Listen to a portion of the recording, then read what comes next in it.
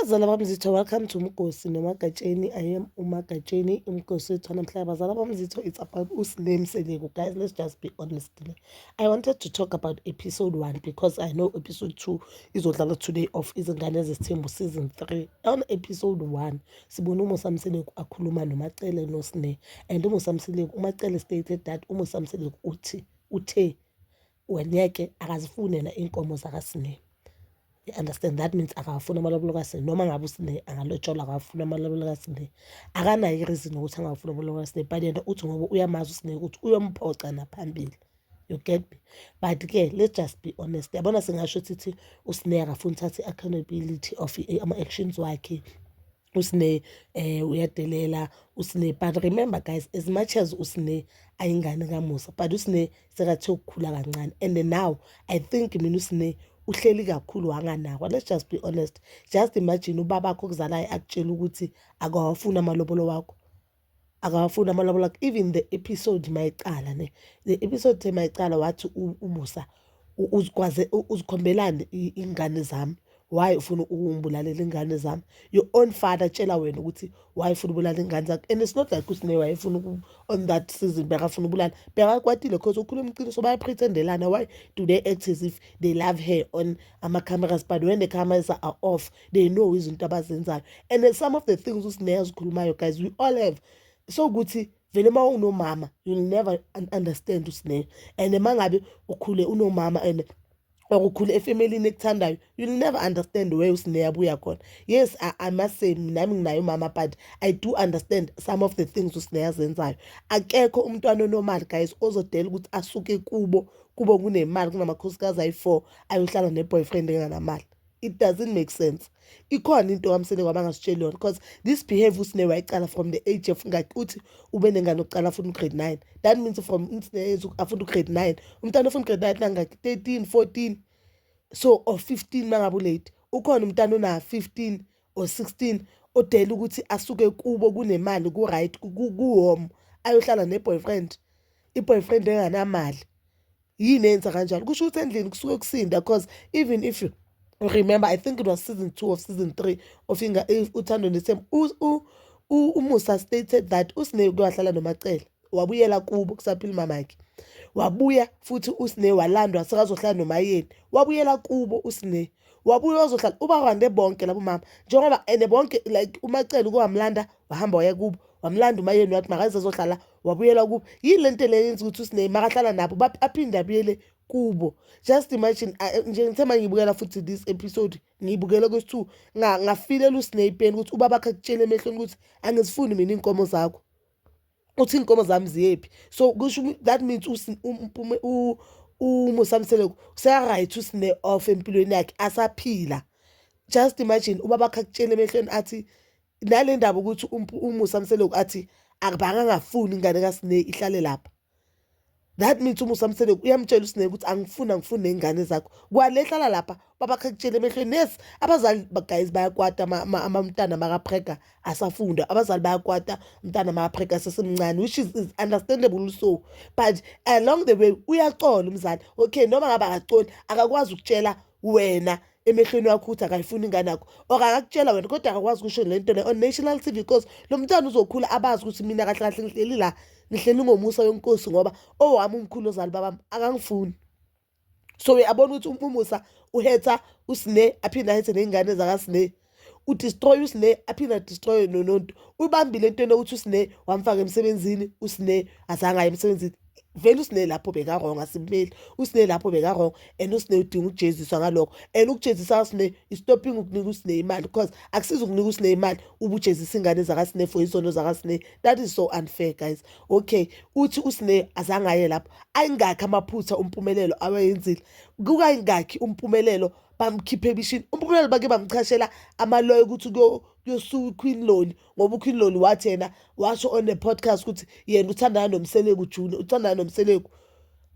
uQueen Loli kwakose usazakhipha iy'thombe namavidiyo ukuthi yes, I'm dating this young man. Bake bamjezisa bathini, wathi uyindoda, wavela on a pod wathi uyindoda. Umpumelelo manje oyesingakhi lo muntu azosishekisa yena manje athi uzomshada. Umphumela umtshela on national TV ukuthi i-vision kababa ayicacanga, or usitshengisa on national TV umbone ukuthi uMpumelelo yena ngasi ngaye uye ubaba lapha kaMseleko, bese uMseleko umntana kaMpumelelo akasho next. UMpumelelo nayiphi qualification then? And let's just be honest, guys. Yes, kuMpumelelo angeke aveza amahlazo kaMpumelelo. You know why? Because uMpumelelo nomama yakhe ophilayo ezommela. Angeke, he'll never do that. Even kwayena uma yena angeke asaveze uzoloku athi uMpumelelo sisemncane, uMpumelelo akasebenzi, amkhuza sambona uma yena uyamkhuza uMpumelelo, but angeke asaveza amahlazo kaMpumelelo ngelanga lisoMpumelelo hamba wangabuye ekhaya. Never. That thing will never happen. And ngifuna ukusho ukuthi namhla yabona nje uMacele noma yena nabonga ngoba kuwumuntu, but uMacele nje usinemele ahlale amele ukuthi uMacele abe sayidini la kaMacele azi ukuthi umntana wami uphila nje kahle yila mama loyo. Ubaba wakho kuzala guys akutshela emehlweni ukuthi angimfuni umntana wakho.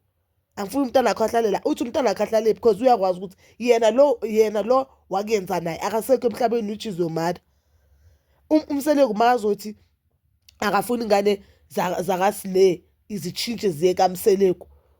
Kanjani ngoba naye self usebenzisibongo sakamama yakhe? Kanjani guys, asibeni honest, kanjani ngoba naye self akusasaba bakhe lesibongo? Why yena ugogo wakhe angazange athi or abomali bakhe wayebangasathanga lo mfana mangasebenzisi lesibongo akusesakhe? Or abantwana bakiwe ugogo wakhe which is abomali bebamama yakhe wayebangathanga no akakwazi lo mntwana usebenzisa isibongo sala ekhaya because akasuka la ekhaya. We understand ukuthi uSamsela azisho uzisho because une-power and because vele he has been trying to paint uSine njengomuntu omubi. Yile nto leyo mango abayilelayo ukuthi la endlini mina ngihlala ngiyenza umuntu omubi. Le nto yenza kumango abi yile nto ayenza kuSine manje ngoba uSine naye unale nto yakhe yenkani and akakwazi ukuthi akhuluma ama-facts and ureacta ngendlela e-wrong to i-pain. Because akusiwo wonke umuntu oreacta ngendlela e-right to i-pain guys, ureacta ngendlela e-wrong to i-pain. Ufeel as if makanomfana omthandayo it's whereby azohlala afile lolo thando lolo ashiye ingadi zakhe, kanti it's wrong. Why angakazamela uSine uke waveza em-TV ukuthi uke wadlengula ubaba omncane wakhe which is ubhuti wakhe uMusa. So why angazange afunele uSine a professional help? The professional help le bayifunela uMayeni that time Mayeni ahlukunyezwe emsebenzini. As old as she was, bafeel as if couldn't need ukuthi athole therapist. No, even the show ayisibona isidingo sokuthi uSine athole usizo. Let's just be honest. But uVuyokazi bamfunela usizo agilwa i-boyfriend uMpumelelo. uVuyokazi waya therapist wayoshibizwa yakhe. Let's just be honest guys. Ezinye zezinto uSine azenzayo is because indlela abaphatha ngayo lapha endlini. It's because indlela abaphatha ngayo lapha endlini. Indlela uyayibona nendlela mhlawumbe ingane yakhe iphatha ngayo but akana madla.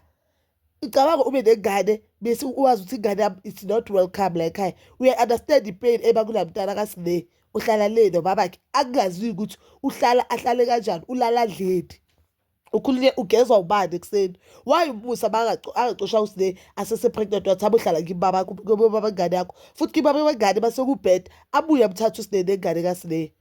But-ke sabantu asifane nasicabanga ukufana, but mina I just feel as if we all have abo-Sines like le family and then we all have abo-Musa and then we all have ngaphandle ukuthi bakhona abantwana abahlala anganamama abahlala nabo. You will always hear abo-wrong balo mntwana. Into encane nje sekumele ikhulunywe, into encane nje sekumele ikhulunywe, but into enkulu ezenzwa yilabo abanye abantu you will never do wanna tell me ukuthi bonke abantwana ba-perfect, bonke ba-perfect oyinkinga yilo Sine. Bonke ba-perfect. Mina I've never heard ukuthi uPhumelelo uye kwi-university or waphasa kanjani. The only person engabuzwa lapha kuthiwa uphase kahle u-Abongwe ka-grade 12. Okay, now-ke sibonile uMpilo has graduated, which is a good thing guys. But labanye abantwana even uLwandle, we don't know whether Lwandle uyafunda Lwandle awufundi, what is the situation akaLwandle. No, because bayamprotect unomama ozomshielda kithi, but ngabe uLwandle banganamama bese uyazi isimo sakaLwandle ukuthi what is really happening ngoLwandle. But uSine ngoba anganani, so why bangacabanga ukuthi uSine njengoba wahlula isikole mhlawumbe unenkinga naye. So ngoba uMacele uke washo abantwana ababusa abaningi vele banenkinga. What if uSine it doesn't mean ukuthi bawuhlule isikole guys, bawufile esikoleni we are all dumb. Omunye mhlawumbe udinga umsebenzi wezandla. Mina I don't understand ukuthi why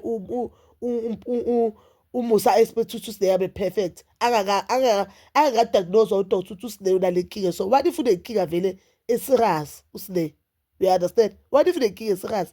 But again, as I love you, please do comment down below your thoughts, and then please don't forget to like, subscribe, share, and hit that notification button. Ngiyithanda ukuya nokubuya.